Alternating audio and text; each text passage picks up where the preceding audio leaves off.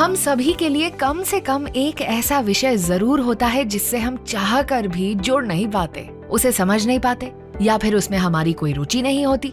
कोई विषय हमें कठिन लगते हैं तो कोई हमें सरल। कुछ विषय हमारे मनपसंद होते हैं तो कुछ विषयों से हम भागते हैं, जी चुराते हैं। ऐसे में क्या करना चाहिए? मुश्किल विषयों से कैसे निपटें? स्टूडेंट्स के लिए आयोजित कार्यक्रम परीक्षा पे चर्चा में पीएम मोदी देश भर के छात्रों से सालाना जुड़ते हैं, उन्हें मोटिवेट करते हैं। उन्हीं चर्चाओं से हम ले आए हैं कुछ स्पेशल टिप्स हमारे एग्जाम वॉरियर्स के लिए। हर सब्जेक्ट समान रूप से आसान या कठिन नहीं होता। ज्यादातर विद्यार्थी अपने मनपसंद सब्जेक्ट्स को पहले पढ़ना पसंद करते हैं, लेकिन कठिन सब्जेक्ट से डील करने का मोदी जी एक अलग फॉर्मूला बताते हैं। आप लोग अकेले नहीं हैं जिनको इस स्थिति का सामना करना पड़ता हो। हकीकत तो यह है कि दुनिया में एक भी इंसान ऐसा नहीं मिलेगा जिसके ऊपर ये बात लागू न होती हो। मान लीजिए आपके पास बहुत ही बढ़िया 5-6 शर्ट है, लेकिन आपने देखा होगा एक या 2 शर्ट आपको इतने पसंद आते होंगे, बार बार पहनते हैं। इसका मतलब ये नहीं कि बाकी सब बेकार हैं, फिटिंग ठीक नहीं है, ऐसा नहीं है। उन 2 इतने अच्छे लगते हैं कि आप उसको बार बार पहनते हैं। कई बार तो माँ बाप भी इन चीजों के लिए गुस्सा करते हैं कि कितनी बार इसको पहनोगे, अभी 2 दिन पहले तो पहना था। पसंद नापसंद मनुष्य का स्वभाव है, और कभी कभी पसंद के साथ लगाव भी हो जाता है। और इसमें डर की, दुविधा की क्या बात है कि हमने डरना चाहिए? दरअसल होता क्या है, जब आपको कुछ चीजें ज्यादा अच्छी लगने लगती हैं तो उनके साथ आप बहुत कंफर्ट हो जाते हैं, बहुत कंफर्टेबल लगता है, सहज हो जाते हैं। लेकिन जिन चीजों के साथ आप सहज नहीं होते, उनके तनाव में आपकी 80% एनर्जी आप उसी में लगा देते हैं। और इसलिए स्टूडेंट से मैं यही कहूंगा कि आपको अपनी एनर्जी को इक्वली डिस्ट्रीब्यूट करना चाहिए। सभी विषयों में बराबर बराबर।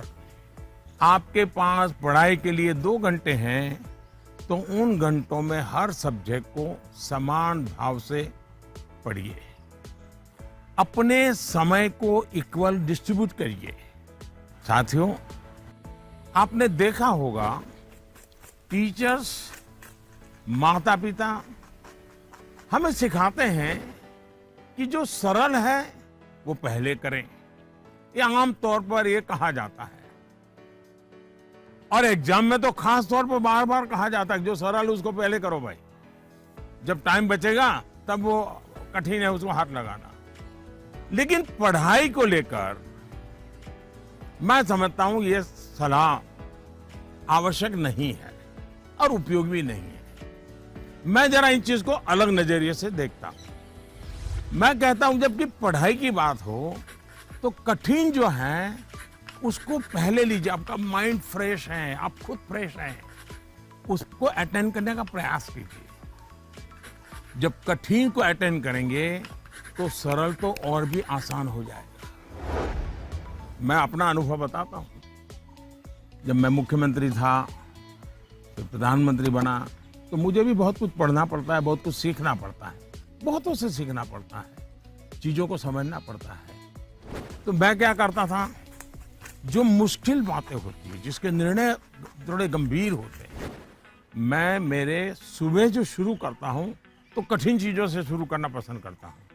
मुश्किल से मुश्किल चीजें मेरे अफसर मेरे सामने लेकर के आते हैं, क्योंकि उनको मालूम है कि वो मेरा एक अलग मूड होता है। मैं चीजों को बिल्कुल तेजी से समझ लेता हूँ, निर्णय करने की दिशा में आगे बढ़ता हूँ। मैंने अपना एक नियम बनाया है, कोशिश की है। और जो सरल चीजें हैं, दिन भर की थकान के बाद रात देर हो जाती है तो चलो भाई, अब उनको मैं ज्यादा दिमाग खपाने की जरूरत नहीं हो, कोई गलती होने का कारण नहीं है, तो उन चीजों को मैं फिर देर रात तक खींच लेता हूं, लेकिन सुबह जब उठता हूं तो फिर कठिन से ही मुकाबला करने के लिए निकल पड़ता हूं। दोस्तों, एक और बात हमें अपने आप से सीखनी चाहिए। आप देखिए, जो लोग जीवन में बहुत सफल हैं, वो हर विषय में पारंगत नहीं होते, लेकिन किसी एक विषय पर, किसी एक सब्जेक्ट पर उनकी पकड़ जबरदस्त होती है। अब जैसे लता दीदी हैं, लता मंगेशकर जी की पूरे दुनिया में नाम है, हिंदुस्तान के हर जुबान पे नाम है, लेकिन अगर कोई जाकर के उनको कहे कि आज हमारे क्लास में आइए और ज्योग्राफी पढ़ाइए, हो सकता है वो न भी पढ़ा भी पाए, मैंने क्या जानता हूं कि वो पढ़ा पाए न पढ़ा पाए, लेकिन लता जी की महारत ज्योग्राफी में शायद न भी हो, लेकिन संगीत की दुनिया में उन्होंने जो किया हुआ है, एक विषय पर जिस प्रकार से अपना जीवन खपा दिया है, आज वो हर एक के लिए प्रेरणा का कारण बन गई है। और इसलिए आपको भले कुछ सब्जेक्ट मुश्किल लगते हो, ये कोई आपके जीवन में कोई कमी नहीं है। आप बस ये ध्यान रखिए कि इस मुश्किल लगने वाले सब्जेक्ट की पढ़ाई से खुद को दूर मत कीजिए, उसे भागिए मत। वहीं टीचर्स के लिए मेरी सलाह ये है, वो विद्यार्थियों से उनको टाइम मैनेजमेंट के संबंध में, उसके तौर तरीके संबंध में, सिलेबस के बाहर जाकर के भी कभी उनसे बातें करें, उनसे चर्चा करें, उनको गाइड करें। विद्यार्थियों को टोकने के बजाय उन्हें गाइड करें। टोकना, रोकना, उसका प्रभाव मन पे और ज्यादा नेगेटिव फैलता है। प्रोत्साहित करने से वो कॉन्सेंट्रेटेड ताकत के रूप में कन्वर्ट हो जाता है। कुछ बातें क्लास में सार्वजनिक तौर पर जरूर कहें ताकि सबका प्रबोधन होगा, लेकिन बहुत सी बातें ऐसी होती हैं जब किसी एक बच्चे को बुला करके चलते चलते थोड़ा सर पे हाथ रख करके बहुत ही प्यार से कहें, बेटा देखो भैया तुम इतने बढ़िया करते हो, जरा देखो इसको जरा थोड़ा ये कर लीजिए, देखिए तुम्हारे में बहुत बड़ी ताकत है, आप देखिए ये बहुत काम आएगा, बहुत काम आएगा। एक काम करिएगा,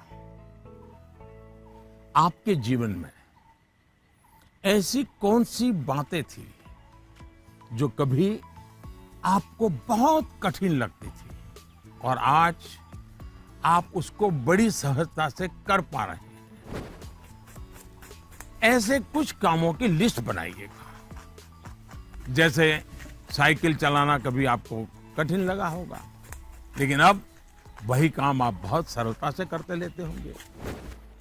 कभी तैरने की बात आई होगी, बहुत डर लगा होगा, उतरने से भी डर लगा होगा, लेकिन आप अच्छे तरह आज तैरना सीख गए होंगे।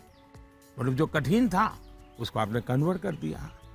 आपके जीवन में ऐसी सैकड़ों चीजें होगी, अगर आप ये याद करके जरा किसी कागज पर लिख लेंगे तो कभी आपको किसी को भी, मुझसे भी कठिन वाला सवाल पूछना ही नहीं पड़ेगा, क्योंकि कभी कोई चीज आपको कठिन लगेगी ही नहीं। हर बच्चे में अलग अलग क्षमताएं होती हैं और सोचने का एक अनूठा तरीका होता है, इसलिए कुछ विषय डिफिकल्ट और बोरिंग तो कुछ सिंपल और इंटरेस्टिंग लगते हैं। मोदी जी की ट्रिक ट्राई करें और अपनी एनर्जी लेवल्स के हाई टाइम में ऐसे टॉपिक्स को स्टडी करें जो आपको बोरिंग या डिफिकल्ट लगते हैं।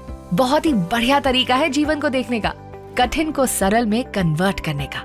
जो मुश्किल लगे उससे भागना नहीं है और जो सरल लगे सिर्फ उसी के पीछे भागना नहीं है, उसके पीछे की सीख को अपनाना है। हर विषय को मुश्किल से आसान बनाना है। तो बच्चा पार्टी, किसी भी सब्जेक्ट को डिफिकल्ट बोलने से पहले मोदी जी के दिए गए मंत्र और टिप्स को आप जरूर आजमाएं।